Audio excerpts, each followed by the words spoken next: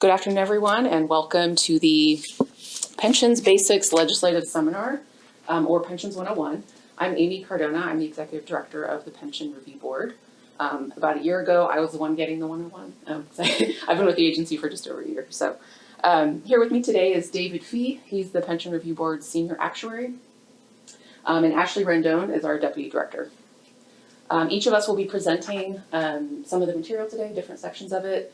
We'll be talking to you about the basics of public pensions with a specific focus on public pensions in Texas. Pensions are one of those rather complex public finance topics. So we conduct this seminar at the beginning of every session. And basically what we're looking to do is just help legislative staff get a handle on the topic of pensions, whether it's your first exposure or whether you are looking for a refresher. So let's dive in. Okay. Just a summary of what we'll cover today. We'll provide an overview of the Pension Review Board, because you may be asking yourselves, if you're not familiar with us, what do they do? What are they about? We'll also talk about the landscape of Texas plans. So kind of looking at macro level in terms of public pensions in the state. How many are there? How much money are we talking about? Hint, that's a lot. The types of retirement systems that exist, and the legal framework in basic terms, including provisions from the Texas Constitution that are applicable to pensions.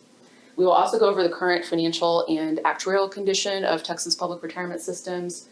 We have lots of great charts and graphs. David will be presenting that section. And then after that, Ashley will lead us through a discussion of the overview of reporting, and I actually like to think of some of them as oversight requirements that the legislature has put in place for Texas pension plans. And we'll also talk about our recent work at the PRB to implement changes made by the legislature last session. And then lastly, before we do Q&A, and actually if you guys want to ask questions throughout, you can totally do that. But we'll be pausing here and there just to see if you guys have questions. And of course, we may also have folks kind of trickle in as well, because I imagine folks are going to different meetings at different times. So we'll go over the actuarial impact statement process as our last step, since this is a unique role that we play as an agency during each legislative session to provide, it's essentially what we do is we take an actuarial analysis that a system gives us based on changes being proposed by the legislature, and then we provide our own second opinion. That's what David's job will be. That's why we have an actuary, to help you all make sure that you're getting accurate information to be able to analyze the long-term impacts of pension legislation. All right, next slide. All right.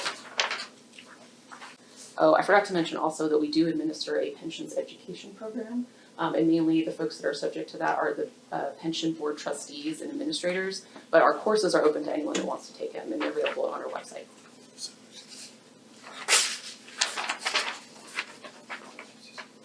This is a problem with not having a podium.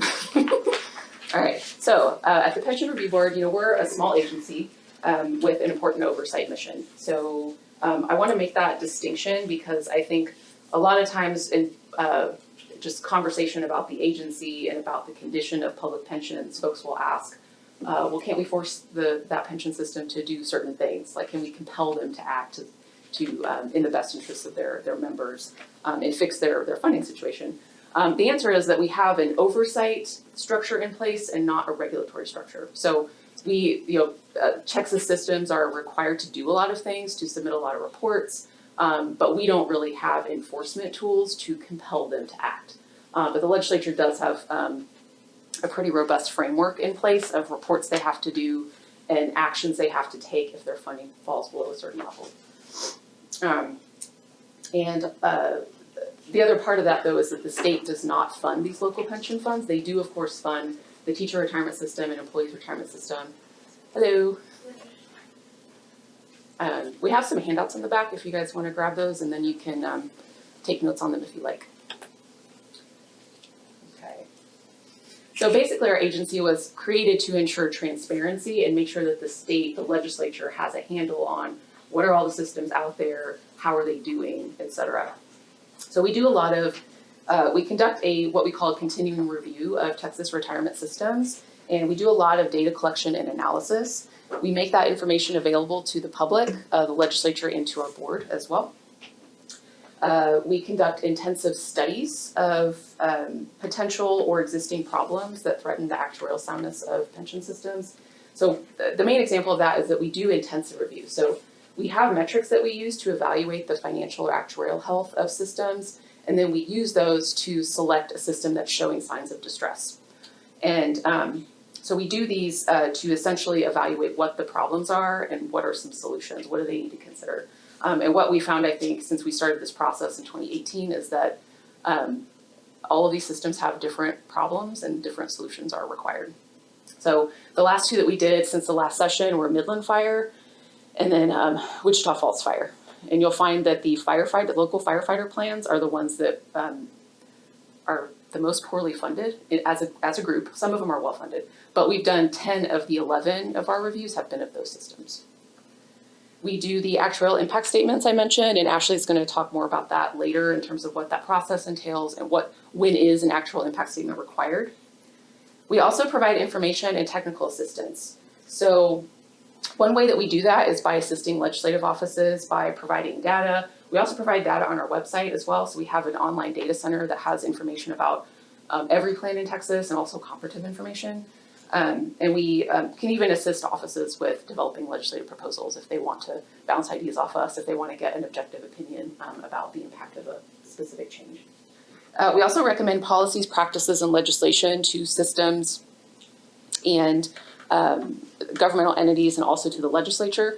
The last two sessions, the legislature has passed bills based on changes that our board recommended in terms of the state's kind of reporting requirements and oversight framework. We do not have specific recommendations this session because there has been quite a lot of change over the last probably 2 to 3 sessions, I would say. Okay.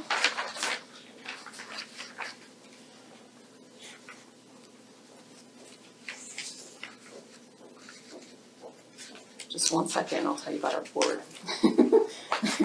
All right, so we as staff report to our 7-member governor-appointed board. All the members fill specific slots that are basically meant to ensure different perspectives are included, and also that we have the expertise on the board that's necessary to do effective oversight. Because our board is a big part of why we're able to do effective oversight, because we have an actuary on our board, we have 2 investment professionals, we have the research director for a national pensions organization. So we have a lot of knowledge and expertise on the board that really does help in that regard. On the staff level, we have 13 FTEs right now. 10 of those are filled. We have technical experts like David, our actuary. We have an investment analyst who has credentials in his field too. We have policy professionals, and then of course just administrative and finance staff as well. All right, landscape Texas plans. So moving on from an overview of our agency, next I'm going to kind of paint the big picture as far as what public pensions look like in Texas by the numbers. So we're talking about asset size, relative asset size as well, just depending on the different categories, the types of plans, the number in each category, and also the basic terminology that we use when we're talking about pensions and retirement plans generally, as well as the governance and statutory structures that exist and constitutional provisions actually that exist that govern pensions in Texas.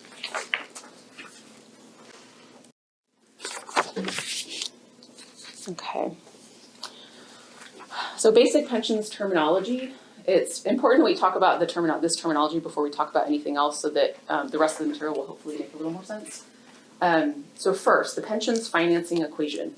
So the basic financing equation is you have your contributions plus your investment income, and your investment income actually makes up a large percentage of what systems use to be able to pay benefits.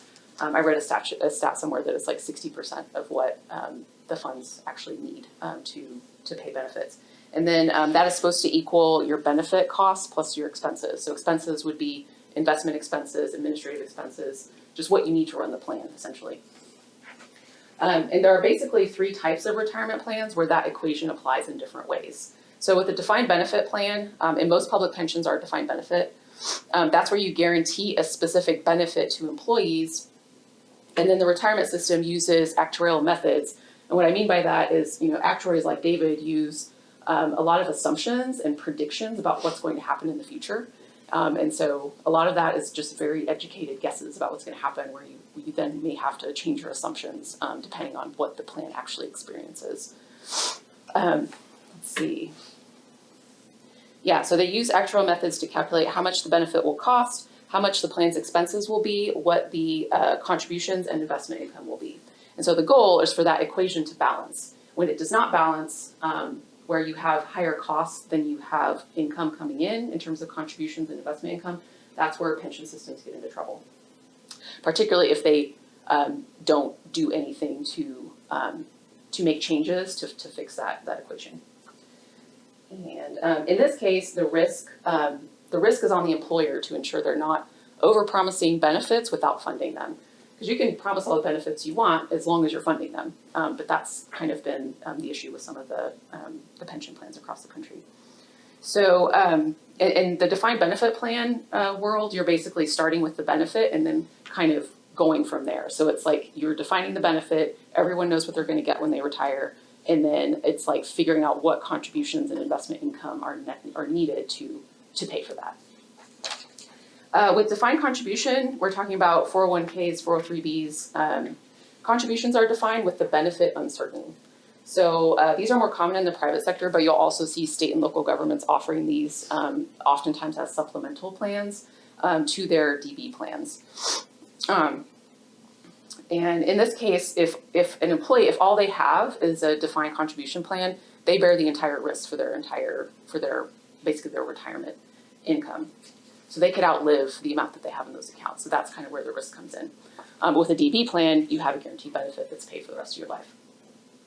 With hybrid plans, these basically combine some of the features of the defined benefit and the defined contribution plans.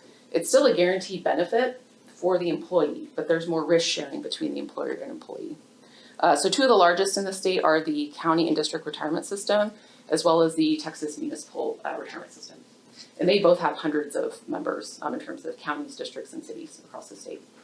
And then, of course, ERS, based on legislation last session, now offers anyone who starts employment with the state after September 1st of 2022 is now in Tier 4, which is a cash balance plan that has that hybrid model where eventually they will get a guaranteed benefit, but there is more risk sharing there. Okay, so let's talk about numbers. So in Texas, we have 347 total public retirement systems, and of those, 100 are defined benefit plans. And the defined benefit plans are really the main focus of our oversight activities because that's where the risks are to state and local governments. With those 100 plans, we're talking about $370 billion in assets. And by far, the largest are the 7 statewide systems, the 2 largest being the teacher retirement system and the employees retirement system. And even then, ERS is very large, but it's still dwarfed by TRS. I think TRS is probably 4 or 5 times as big. That's an estimate. A distant second behind the statewide systems are the 17 municipal systems.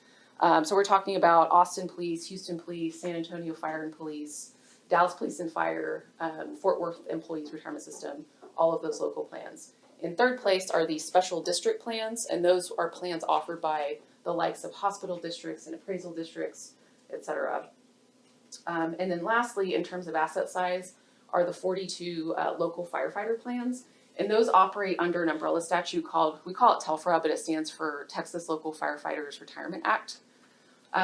These local firefighter plans operate under that umbrella statute. They're numerous, but on average, they're relatively small in asset size. And that can be a little confusing because basically what you see is in the big metro areas in Texas, they use municipal plans, their own municipal plans, to cover their public safety employees. Whereas, I think probably the largest TELFRA plan is in Irving or Amarillo or Lubbock. Those are the top 3, I believe. And then the smallest are San Benito and Atlanta Fire, and those are very small. They only have maybe $3 or $4 million in assets. And the number of members is in like 2 digits, like 25 members, something like that. I know that's true for Atlanta Fire. And then you compare that with the largest municipal system in Texas, which is Houston Police, which has over $5 billion in assets. So it's a huge discrepancy. Okay. All right. So I mentioned these before, the two hybrid or cash balance plans, TMRS and TCDRS, and those are the numbers of the participating municipalities and then counties and districts. And then we added a bullet here about how ERS is added tier 4. So the statewide ERS system now has a cash balance approach that looks a lot like what you see at TMRS and TCDRS. And then lastly, we've got 166 defined contribution plans, and generally those are offered as supplemental plans by school districts, municipal districts, et cetera. Okay.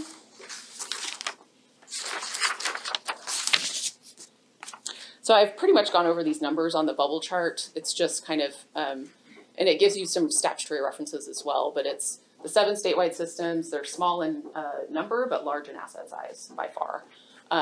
The 17 major municipal systems, 42 TELFR systems that are numerous but small in asset size, and then the 34 sort of supplemental or special district plans. Okay. All right. So there are some provisions in the Texas Constitution that are applicable to public pensions. First is just the general constitutional authority for state and local governments to create these plans in the first place. Another important provision that I think may end up getting discussed at different points during the legislative session is that the Constitution has both a floor and a ceiling for state contributions to both TRS and ERS. And so the floor is 6%, so they can't go less than that. I think the idea there was that if you have that in the Constitution, the state can't spend less than that, and then that was supposed to, I think, prevent like not funding those plans. But the cap is 10%. So if anyone decides they want to start, the state to start contributing 12%, this is just hypothetical, to TRS, let's say, there would have to be a constitutional amendment to make that happen. And then lastly, an important constitutional provision basically protects benefits already accrued by an employee. So if an employee they start employment and they earn a certain benefit up to a certain point, they have to receive that benefit. Benefit reductions that are prospective, so if you're reducing someone's benefit going forward, but you're still applying that same benefit formula going backward, that is allowable. And that's been litigated. I think there were changes to Dallas Police and Fire and then the Fort Worth Employees Retirement Systems where some of the members sued, and then that's been, this constitutional provision is essentially, the courts have held that you can reduce benefits for current employees going forward, and that does not violate the Constitution. So like, for example, if you had somebody, say they had 15 years of service and they were promised 75% of their pay for their retirement, but the plan needs to make a change in order to make the plan solvent going forward, that person would still get that 75% for that service, like that 15 years of service, but going forward they might get a lower benefit, and then you kind of add that up and that's what they end up getting paid. David told me I should provide an example, so I was attempting to do that there. All right. All right, I got a couple more slides here. So this slide and the next cover governance of public pensions in Texas. It's different for different retirement systems. It's not consistent across the board. So TRS and ERS, for example, cannot make changes to their contributions or benefits without legislation. And then many of the 17 municipal systems, they have to come to the legislature to get their benefits or contributions changed. So one example is San Antonio Fire and Police. Austin Employees Retirement System, they're another example. Some other municipal systems are allowed to make certain changes to their plans without a legislative approval. An example of that would be Fort Worth Employees Retirement System. They have a statute, but it's pretty bare bones, and they are able to make most of their changes locally. And then TELFRA, the Local Firefighters Act plans, the only thing that, the only sort of control on contributions is that there's a minimum contribution that the local governments have to provide, and that's a minimum of 12% of pay. But other than that, the benefits and contributions are determined locally. Okay, and then that last category of plans, sort of the special district plans, we call them 810 plans in our sort of lexicon at the PRB. But basically they're governed by Chapter 810 of the Government Code, and it gives them complete authority to determine all their plan provisions locally. And then I got one more slide before I'm going to hand it off to Dave. This is just a reference for you all. You'll basically see the different statutes that govern the 100 defined benefit plans in Texas, starting with the statewide systems on the top, and then on the sort of in that second category are all the municipal statutes. So it has all the statutes, so you can then go and have that as a reference. So I'm sorry, you said there's 7 statewide systems. Is that supposed to reflect their? I'm misreading the chart.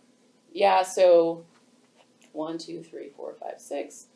I think that that LECOS, the Law Enforcement Supplemental Plan, I think that might be in the ERS statute. Yes, it's embedded kind of into the ERS Yeah. statute. Oh, that makes sense. Because it's like a supplemental plan, so it's already attached. Makes sense. Yeah. All right. Any questions before? I know that we're throwing a lot of information at you guys. So any questions before we move on to David's section where he's going to show you a lot of graphs? All right. Well, I'm going to hand it off to David then.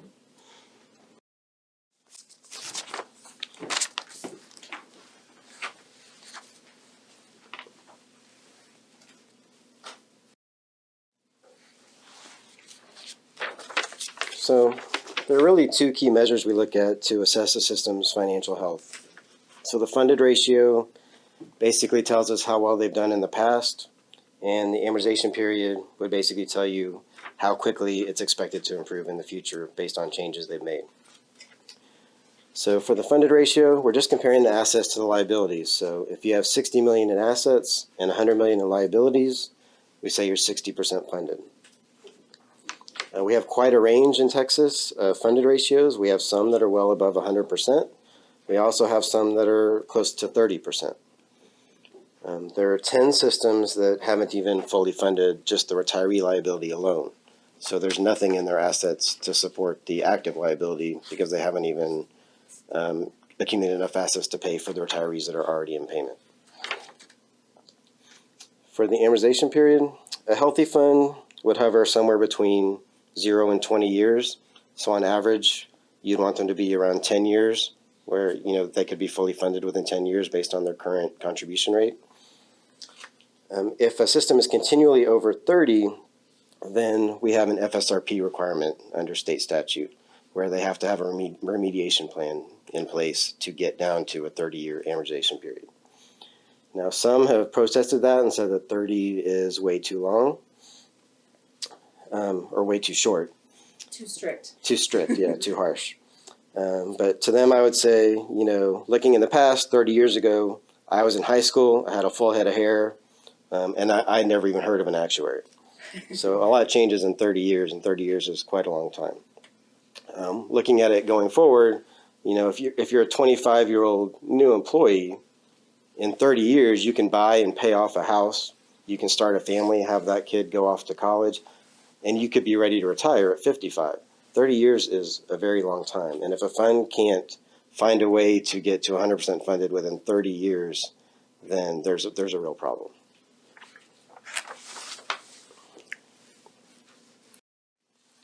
So on slide 15, looking at current amortization periods, these slides just show our different types of systems and where the amortization periods lie. So for the statewide, you can see that roughly a third are actually at infinite, which means they're not projected to ever reach 100% funded based on the current contribution rates. And that's really LECOS and JRS. And I'm pretty sure that is included in the base bill. So hopefully those will be rectified in the upcoming legislation. Can you confirm that? I can confirm that the base bill reflects a number of the exception items and the agency's LAR. The agency's LAR had exception items trying to address the unfunded liability, and the base bill reflects. So there is some funding in there for those? Yeah, Okay. and the base bill reflecting too. That's correct. With our TELFRA systems, you can see that over half of them are above that 30-year threshold that would require a remediation plan. So some have already triggered that remediation plan, and others are at risk if they continue on the current path without changes. For the municipal funds, we have roughly a quarter of them above that 30-year mark. And then for our A10 plans, we actually don't have any. And we actually don't have any even above 24.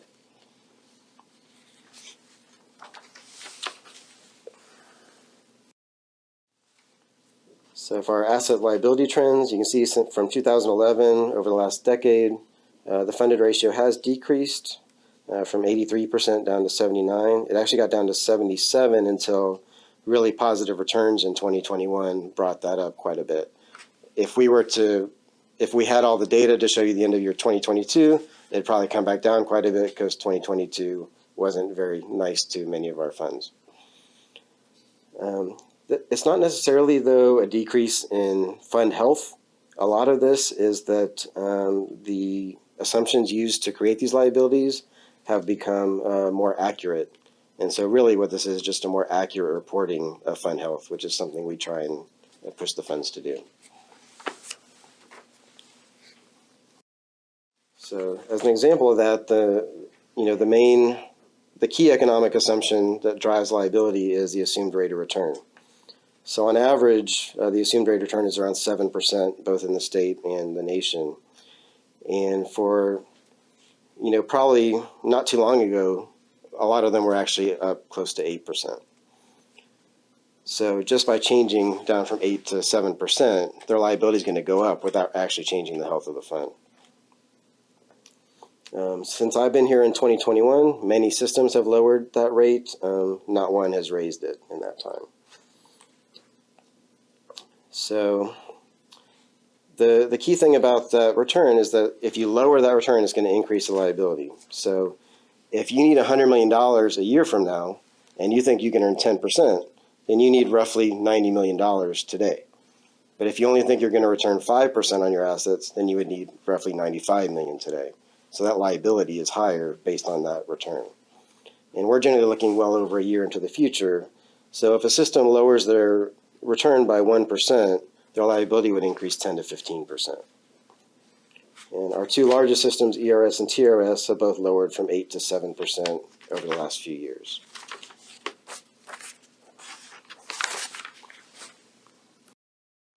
So on slide 18, this shows the trend in that return assumption. So the table at the bottom is the prior and the table at the top is the current. And you can see the red numbers are sort of our danger zone. So in that zone, it becomes more likely than in the other ones that the actual returns won't actually meet the plan's expectations. And you can see that the trend going from that bottom table to the top table is that assumption is decreasing and we have fewer and fewer funds in sort of that red danger zone. And in doing so, that liability is getting more accurate. What was the instigation to start decreasing? Like, I feel like that's like a nationwide trend, right? To start decreasing the assumption. Is it just a reality, I guess? Yeah, I mean, most of these funds have financial advisors, and virtually all the large financial advisor firms are lowering their expectations of returns in the future. But at one time, I assume they had financial advisors that told them 8% was realistic. They did. When they were starting out. Yeah.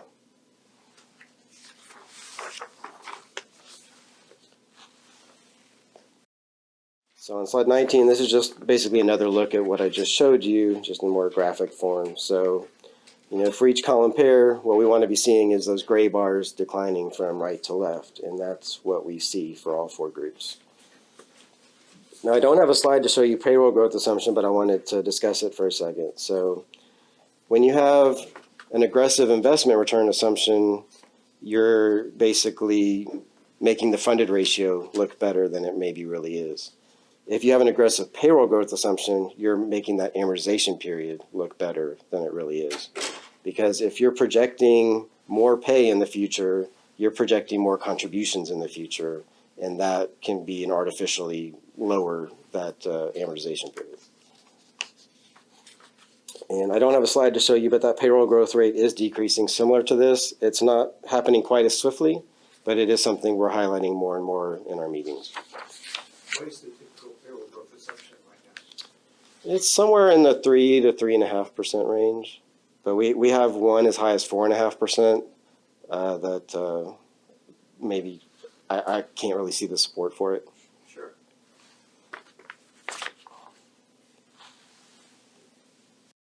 Who's making those determinations for those rates? Is it financial advisors as well, or? No, I mean, the actuary would look at past experience and give them some advice. But at the end of the day, the fund they can do what they want to do. They can use the assumption they want, even against the advice of the actuary. The actuary might put something in the report to say, there's not really a lot of support for this, but it's still what the assumption that gets used.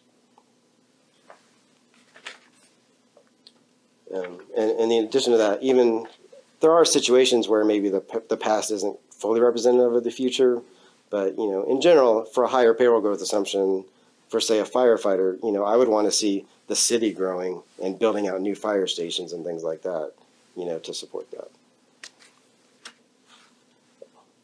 So on slide 20, average actual investment return trends. You can see through 2020-21, after we had really good investment returns that year, for most of our types of systems, the long-term rate actually exceeded the expected rate that they're using, which you would hope to see after a very good year like that. But you can see the local firefighters actually don't hit that threshold. So they have the highest assumption out of all the groups and the lowest actual return. And that's even after a good year in 2021. If we showed this after 2022, it would likely look even worse.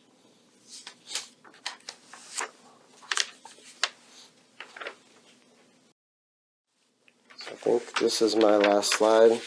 So the main thing supporting what your expected return assumption would be is how the assets are allocated. The more aggressive they're allocated, the more it supports a higher expected return assumption. So in general, our systems have roughly 60% in equities. We're showing it changing from 45 to 58%, but that's really just a more accurate reporting of the mutual funds, because you can see down below we're showing mutual funds going from 16% down to 0%. They're still invested in mutual funds. We're just better allocating what those mutual funds are invested in and showing them as equities. The main increase we've seen over the last decade is an increase in alternatives. So the average fund is up to 11% in alternatives. That's your private equity, hedge funds, and derivatives. And again, all these different allocations have wide variations. So we have some systems with equities in the high 70% range. We also have some, in the 20% range. For alternatives, some of our statewide systems are actually very heavily invested in these, but they also have the most sophisticated investment, analysts work in there. So TCDRS, for example, I believe is 65% invested in alternatives, but they're trying to create a portfolio that hedges against different risks and is more likely to get a more narrow band of results. For fixed income, roughly a quarter of the assets are allocated to that.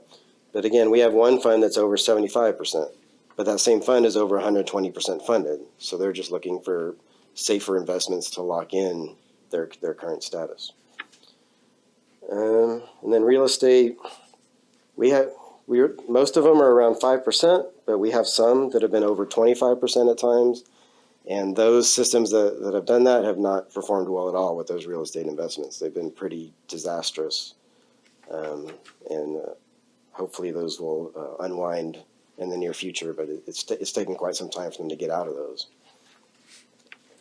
Looking forward, systems will likely need to lower that equity investment because as you have more and more retirees come in, you need to support payments that are happening now, and you don't have enough room to have risk coming in for a long term. So as that happens, you're going to have to see the expected return would have to come down with that, because if you have to, once you have more and more retirees as a percentage of your liability, you have to have safer and safer investments, which is naturally going to lower the returns you can hit. So, are there any further questions on my part? When you say safer and safer investments, are you talking about like bonds or? Yeah, bonds.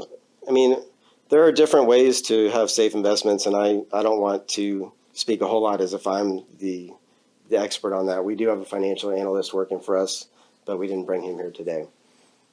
But yeah, that's the general idea. I mean, equities would be more risky than bonds in general.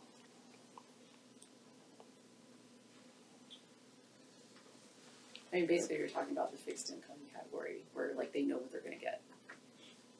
Yeah, I mean, Basically. I don't want to present fixed income as if it has no risk. Right. But in general, less than equities. So I'll turn it over to Ashley. Thanks, David. Okay, so I will be leading you through the next several slides and on to the end of our session today. These next few slides provide the reporting requirements for Texas plans and gives a little bit about our agency's recent activities. So, this slide provides a breakdown of what retirement systems are required to submit to us. So as you can see, it's quite a bit. We compile the data in these reports to provide aggregate and comparative information that is intended to be useful, of course, for us, also for the systems and their members, the legislature, and the public.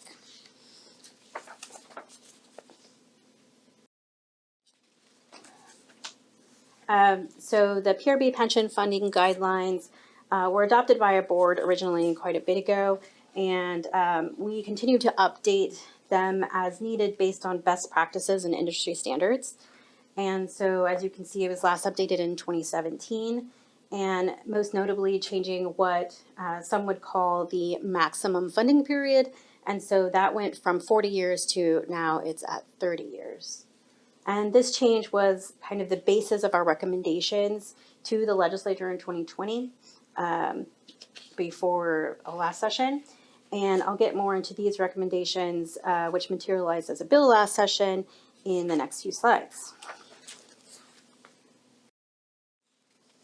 So David talked about FSRPs, and that is the Funding Soundness Restoration Plans. And so that was created in 2015 to require retirement systems to come up with a remediation plan to improve their funding status if their funding period was higher than the maximum, so at that time it was 40 years, over a few actuarial evaluations. And so House Bill 3898 last session made several changes. So the maximum or triggering funding period was reduced from 40 years to 30 years, as you saw in our guidelines as well. There was more ownership required of the sponsors, so it required systems and their sponsors to adopt the FSRP in open meetings. It created a stricter requirement for if the first FSRP failed. So in the past, we would get what were called revised FSRPs and even second revised FSRPs. And so showing that ultimately the first round of changes, that was not enough. And so you could say that this change provided an incentive to get it right the first time. The bill provided more time to create an FSRP. Our staff looked at the average time to complete them, and it was much different than at the time. It was 6 months. They were given 6 months, and to come up with a 10-year plan to get down to the target. So now plans get 2 years to come up with the plan and get to the target. They were averaging about a year and a half. And finally, it clarified and provided more guidance on what kinds of materials were needed to be submitted to count as an FSRP. So that was kind of a big thing as well. Plans would contact us and say, what exactly do we need to send to you? And so that was clarified a bit in statute. And also further clarified, we further clarified through rulemaking further requirements. And so our board adopted those rules in October of last year. And this slide kind of has an overview of those rules. And they're also linked in the presentation if you wanted to look more into those. And I also wanted to add that we intend to send this presentation to you all for following our session, just so you have it. And we'll also post it on our website.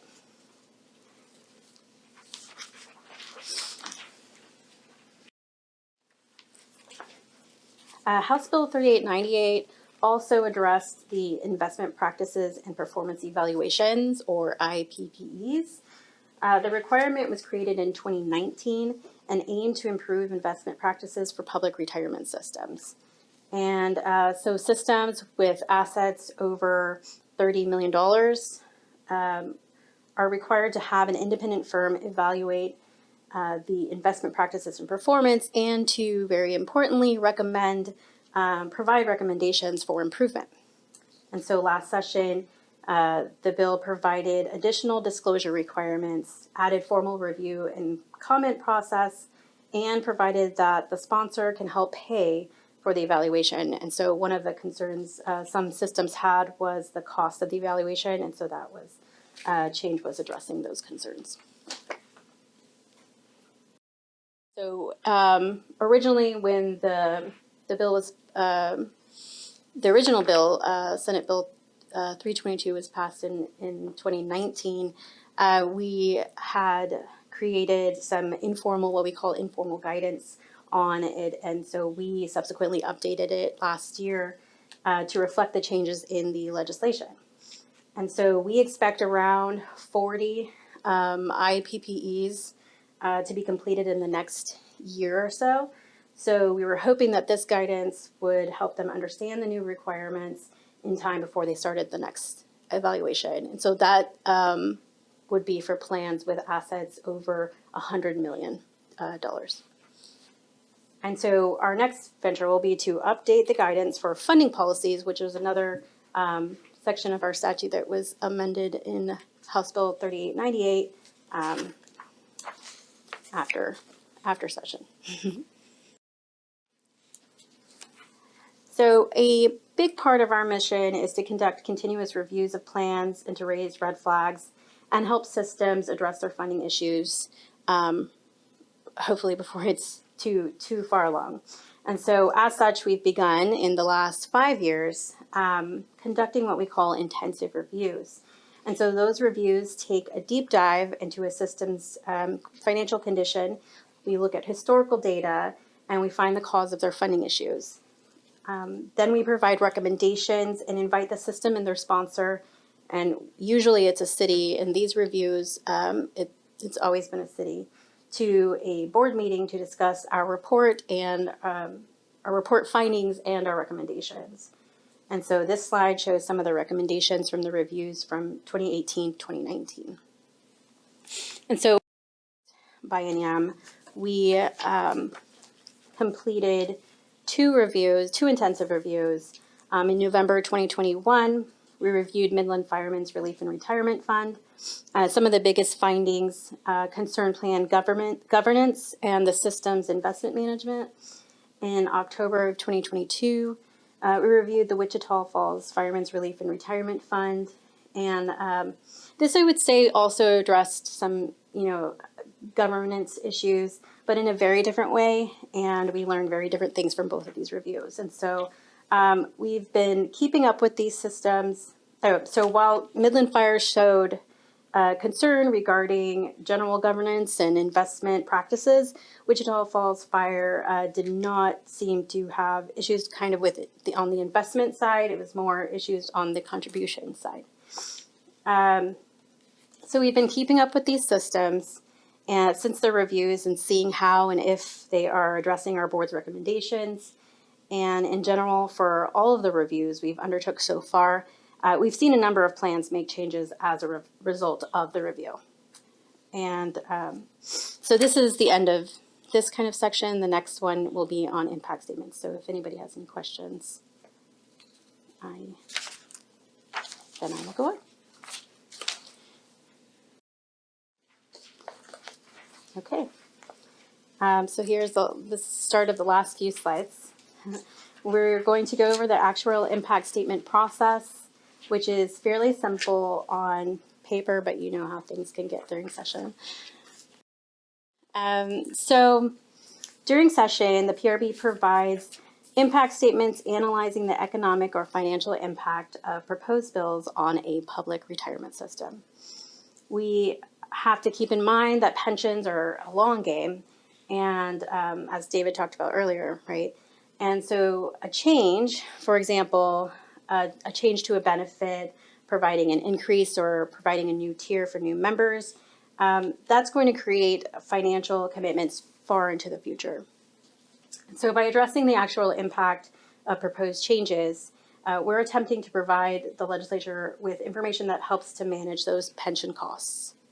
And so a brief overview of last session, there were 92 pension bills that were filed last session and that we followed. Of course, not all were heard, but we subsequently provided 53 actuarial impact statements.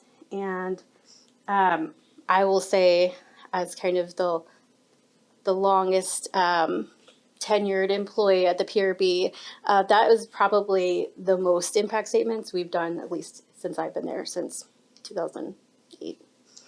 And so it's quite a bit, and I joked about it last session, so I'm not going to joke about it this session, so that we don't get more of those. Right now, there are about 20 or 25 pension bills that have been filed. And so we have, we like I said, we follow those bills and we provide a pension bill report. And so that's on our website. We have a legislation page that you can find that on. Okay. So what triggers an actuarial impact statement? That would be anything that affects that equation that Amy talked about earlier. So contributions and income, the money coming into the fund, or benefits and expenses, the money going out of the fund. And so for contributions, for example, a couple of sessions ago, TRS had a bill that changed the contributions for the employee, the employer, and the state. And that was kind of incremental. And so that was something that we definitely worked on and we had impact statements for. We don't see too many bills affecting investment income and expenses, but those would be bills on permissible investments or financing. But the most bills that we see would be those affecting benefits. And so plan participation, eligibility for benefits, or amount of benefits. So far this session, we have seen bills filed that would provide cost of living increases for retirees of ERS or TRS. Those would require impact statements. And we also provided, so the bill last session for ERS creating that fourth tier cash balance plan, that was something that we provided an impact statement for as well. So the process goes like this. So it starts with a pension bill being scheduled for a hearing, and that triggers us to reach out to a plan for an actuarial analysis. And once we receive that, our actuary provides a second opinion, or we call it an actuarial review of any costs associated with the bill.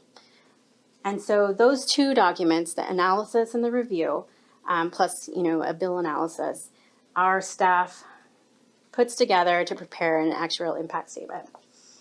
So we prepare the draft of the impact statements and we submit them to the LVB, who then publishes the final actuarial impact statement.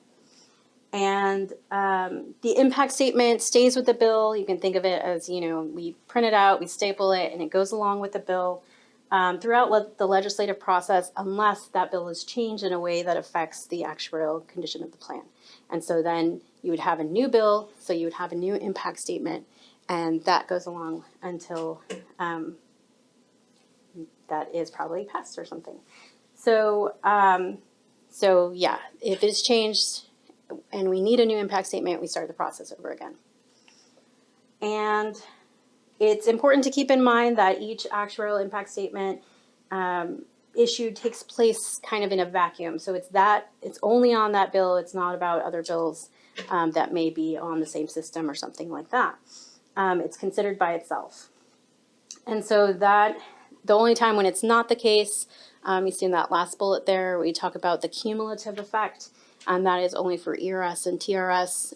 At 70 days before the end of session, we provide, we have an impact statement on all of the bills that have been heard during this session, and so there's a cumulative effect of those bills. So they're considered together.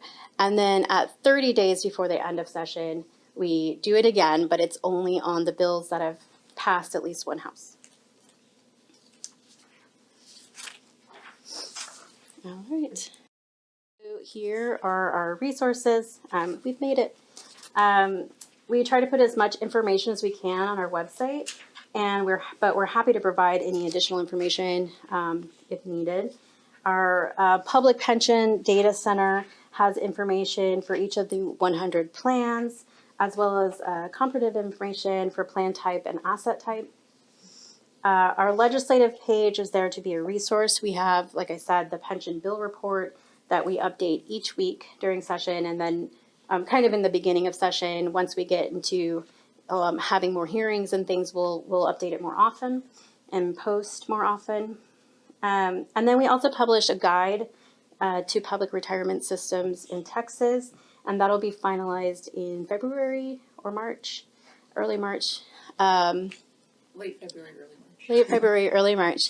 And we'll post that, and that is kind of a compendium of data that we receive from the plans, and so we have a lot of information in there. Our online courses, those are, they provide the basic foundation of you could say pension knowledge. It's what the retirement systems administrators and trustees are required to take these topic areas. And so, and then also actually our new staff, because pensions is a lot. And so if you, it's open to anybody, like Amy said, if you would like to take that. And then the rest provide additional information on those reports we talked about earlier. And that's it. So with that, we're happy to answer any questions if you have any. Yes. Is there a historical reason why there are statutory, I'm guessing they're all kind of idiosyncratic in their own ways, but what's the historical justification for some municipalities being statutory pensions versus others? There is an answer to that, but I don't recall. I know that there at some point, some plans such as Houston Firefighters Relief and Retirement Fund was a TELFRA plan. Also Austin Fire as well. And so they're not anymore. They're their own plans. And so I know there was a lot of, and I think Fort Worth was the last of the city plans to get put into statute. I think it was as early as, the 2000s. Getting them put in statute, is that something where the local systems have pursued that? I believe so. I believe they wanted, some kind of, so it wasn't kind of a knee-jerk reaction type thing where they could make changes. But again, even Fort Worth employees, they have a lot of leeway, and their statute is pretty bare bones, and they can make a lot of local changes still. That's very inconsistent.